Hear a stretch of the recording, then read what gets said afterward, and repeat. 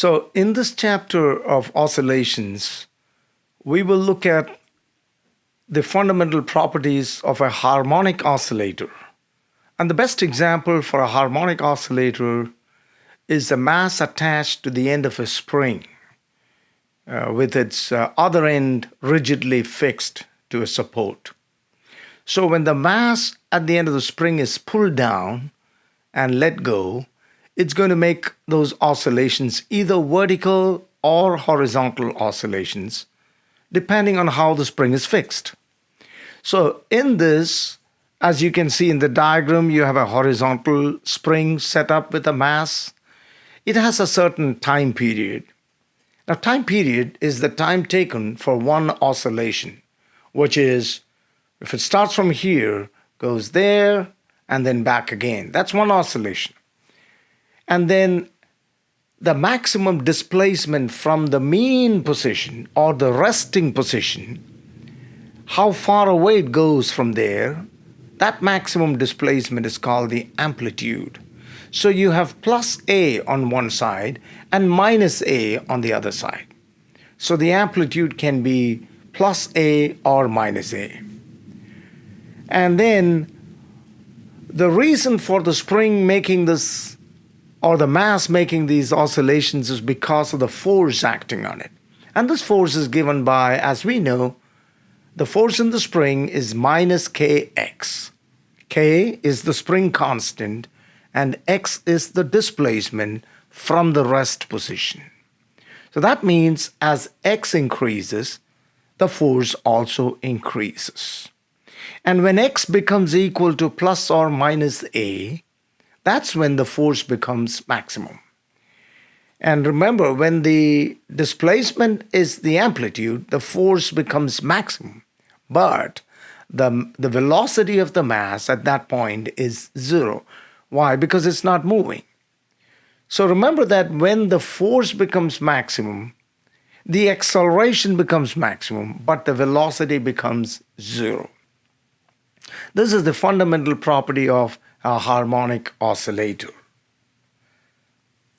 The time period of a harmonic oscillator is given by the formula 2 pi square root m by k, where m is the mass of the object attached, k is the spring constant. Notice that this is the formula for a light spring. That means we are not considering the mass of the spring because it's negligible compared to the mass that is attached. And as an example, if the mass is 0.1 kilogram, spring constant is 10 Newton per meter, then the time period is 2 pi square root 0.1 kilogram divided by 10 Newton per meter. That gives 2 pi by 10, which is 0.63 seconds. That's fast oscillation. It's only taking 0.63 seconds for one oscillation. Another quantity that's very important is frequency. Frequency is the reciprocal of period. So F is equal to 1 over time period, as you can see. That means the formula for frequency becomes 1 over all of this, which will be 1 over 2 pi root k by m. You see that's flipped over, and there is 1 by 2 pi here. Also very important that the time period and the frequency do not depend on the amplitude. So you can stress the spring by a large amount or stretch it by a smaller amount. In both of these cases, the time period will be the same. The time period and frequency are independent of the amplitude. Now, a harmonic oscillation can give rise to waves. In fact, waves are produced by harmonic oscillations. Now, to illustrate that, you have this mass bobbing up and down as the spring vibrates. And then if you have a moving strip of paper, imagine this paper is being pulled out at a constant rate, then you would have a wave traced out on the paper because the spring is going up and down, but the paper is moving outward. So you would have that sine wave. This is actually called a sine wave, sketched out on the paper. So, and this sine wave is given by the equation y is equal to a sine kx minus omega t. Y is the displacement of the particle at any instant. A is the amplitude, which is the maximum displacement. K is 2 pi by lambda. Lambda is the wavelength, which is the length of one wave. This is the wavelength, length of one wave. So K is 2 pi by lambda, and omega is angular frequency, which is 2 pi over t, or 2 pi times f, where f is the frequency. So that is the representation of a sinusoidal wave. Now, when we look at the velocity of the oscillating mass, we know that the velocity is zero at the amplitude position, and then as it passes the rest position, it becomes maximum. So the velocity changes with the displacement. This is the equation that represents the velocity at a particular displacement. Omega is the angular frequency, and A is the amplitude. So from this formula, we can see that when x becomes equal to 0, so if you put x is equal to 0 here, then all you have is square root of a squared, and square root of a squared is a. That means we get V max is equal to omega a as given here. That's the formula for maximum velocity of a harmonic oscillator. On the other hand, if we put x is equal to a, caps A, substitute x is equal to caps A, then we know it's going to become a squared minus a squared, which is 0.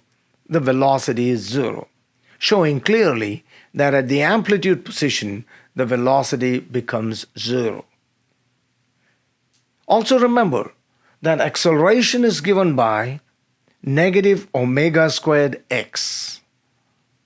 That is the acceleration, which means when x is equal to a, the acceleration becomes maximum and is negative omega squared a. But when x becomes 0, of course the acceleration becomes 0. So when the velocity is maximum, the acceleration is 0. And when the velocity is 0, the acceleration is maximum. That's one of the important characteristics of harmonic oscillations. Another example for a harmonic oscillator is a simple pendulum. A simple pendulum would be a string whose one end is rigidly fixed to a support, and at the other end you have a small mass, a point mass. If you pull it to one side and let it go, it's going to oscillate. Many of you would have seen the pendulums in a clock. So that's not a simple pendulum, but because it's not a string and a point mass. But if you really had a string and a point mass and pull it to one side, let it go, it's going to make oscillations with a certain time period. That time period is given by 2 pi square root L by G. L is the length of the pendulum in meters. G is the acceleration due to gravity. Therefore, as an example, if the length is 1 meter, G is 9.81 meter per second squared, and when you do the calculations, you're going to get approximately 2 seconds. So if you have a 1 meter long string and a mass, notice another thing, that the time period is independent of the mass. So you can have a half a kilogram, 1 kilogram, whatever mass, as long as the string is able to support it. The time period is independent of the mass. It only depends on the length and the acceleration due to gravity. That again shows that if you take the same simple pendulum to the moon, its time period is going to be different. Since the acceleration due to gravity on the moon is less, the time period on the moon is going to be bigger. All right, so that's the time period of a simple pendulum. Finally, we will talk about the potential and kinetic energies of a harmonic oscillator. Now, kinetic energy is 1/2 times mass times velocity squared. So, since we know the formula for velocity, it's easy to get the formula for kinetic energy. That is the velocity. So, all we got to do is k is 1/2 times mass times velocity squared. So, square this whole thing. When you square the whole thing, this will become omega squared, and the square root will vanish from here. So, you get 1/2 m omega squared a squared minus x squared. That is the formula for kinetic energy.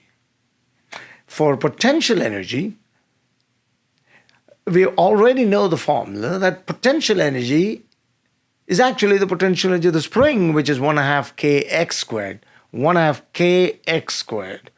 But remember, k in this case is m omega squared. And therefore, potential energy is 1/2 m omega squared x squared. See that? If you add these two quantities, you know what you get? You will get 1/2 m omega squared a squared. And all of those quantities are constant. Mass, omega, and a. Which means, for a simple harmonic oscillator, the total energy is conserved. Again means that when the kinetic energy increases, the potential energy decreases, and vice versa. So that is what is shown here when x is equal to 0.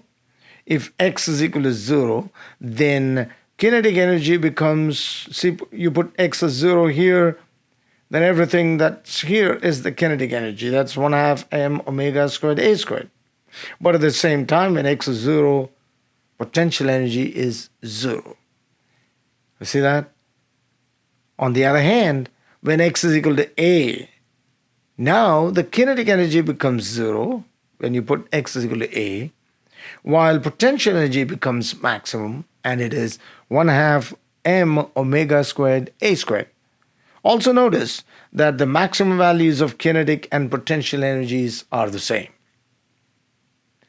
So that's about the energy of a harmonic oscillator. Going back to waves, waves have a particular speed with which it progresses into the medium. And the wave speed is the product of frequency and wavelength. So when you look at this diagram, you see that this is the wavelength. From the crest of a wave to the next crest is the wavelength, right? That is the wavelength, lambda. And if the frequency, which is how many times it vibrates in 1 second, if that frequency is f, then the velocity or speed of the wave is f lambda. So, for example, if the frequency is 10 hertz, which means it makes 10 oscillations in a second, and for each oscillation, energy moves out by 2 meters, let's say. Therefore, in 10 oscillations, energy would have moved out by 10 times 2, 20 meters. Each one moves out by 2, so each time it goes up and down, moves out by 2. So that means the speed is 20 meters per second. So that's how you find the speed of a harmonic oscillator. Speed of a wave. Talking about waves, there are many types of waves. But mechanical waves are of two types, transverse and longitudinal. So here in this example, on the left side, you have a transverse wave because energy is moving along the positive x-axis this way, while the particles are moving along the y-axis. See that? So that's why it's called a transverse wave. Energy and particle motion are at right angles. But in a longitudinal wave, if energy is moving along the x-axis, the particles are also vibrating along the x-axis. So this is a longitudinal wave. Sound is a longitudinal wave.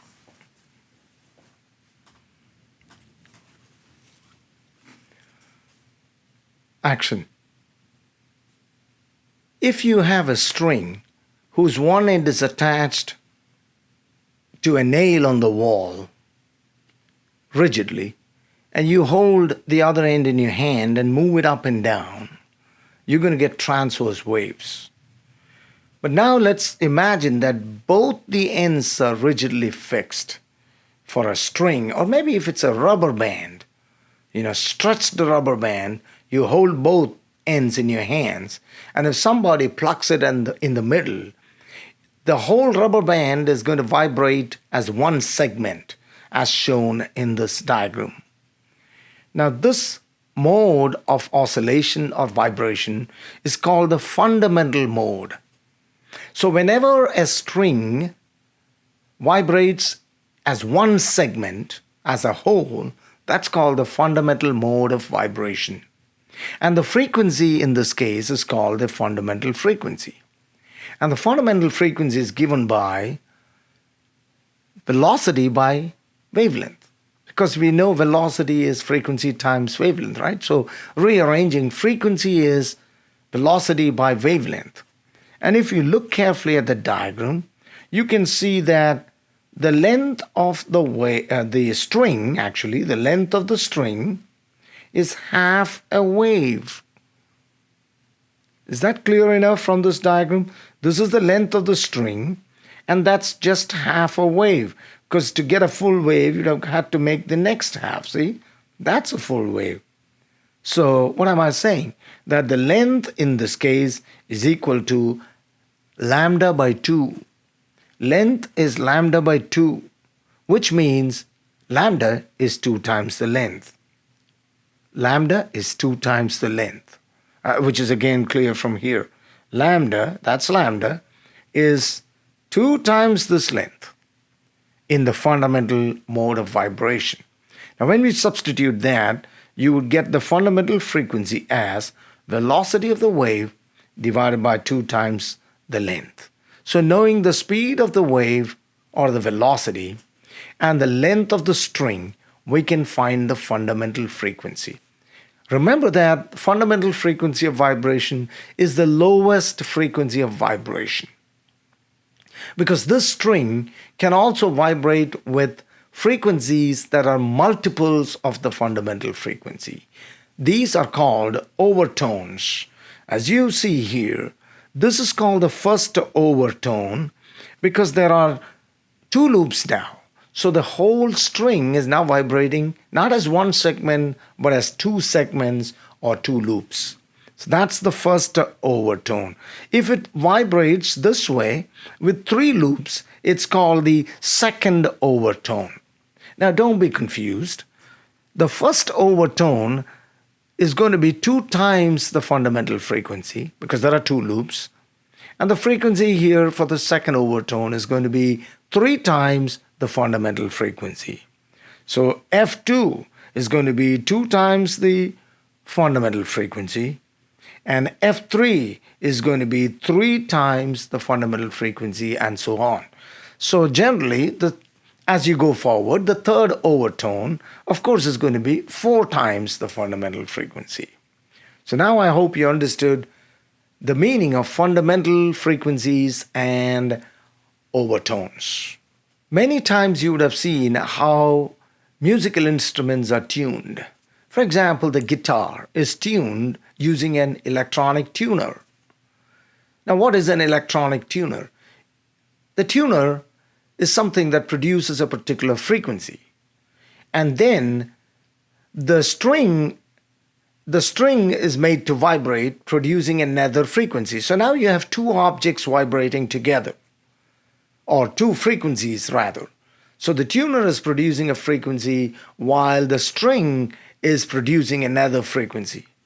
The difference in frequencies between these 2 produces as many beats per second. So what do you mean by beats? If you look at this diagram, you see that this is the first wave, maybe produced by the tuner. This is the second wave produced by the vibrating guitar string. And on watching carefully, you would see that their wavelengths are slightly different. Their frequencies, of course, are therefore slightly different.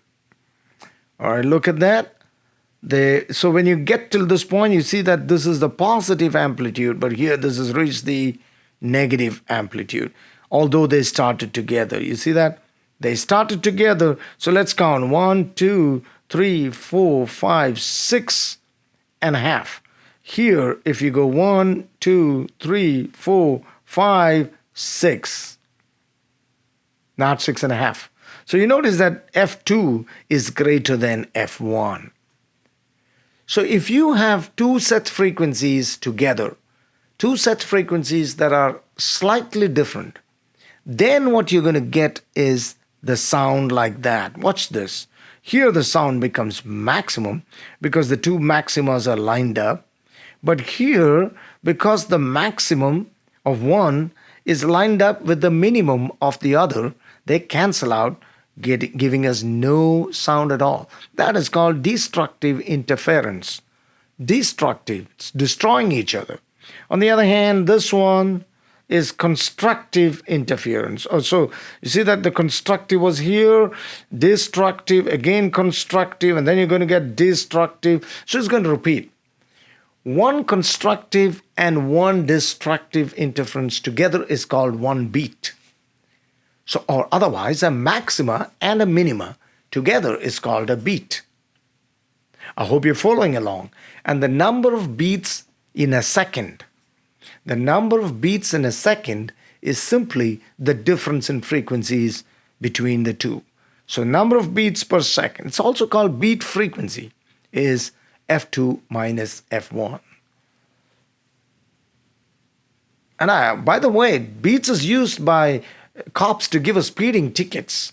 Beats combined with what's called Doppler effect. You don't need that, but I'm just saying. Finally, in this chapter, we know the destructive power of an earthquake. An earthquake is just the vibration of the earth. So we know waves carry energy. Any type of wave carries energy. You know, when a supersonic jet flies by, that carries a lot of energy. So the energy of a wave per second per meter squared, the energy per second per meter squared is called intensity. But remember, energy per second is called power, isn't it? So intensity is power over area, where power is energy over time. I hope you got that. Now trying to find the units, when you plug in all the units, you're going to get joule per second per meter squared, but joule per second is watt. So watt per meter squared is the unit of intensity. Thank you for listening to this, watching this video. I hope you got the fundamentals of this chapter. But remember that no chapter is complete unless you work out problems in the chapter and using those formulas that I've explained here. Thank you and see you on the next video.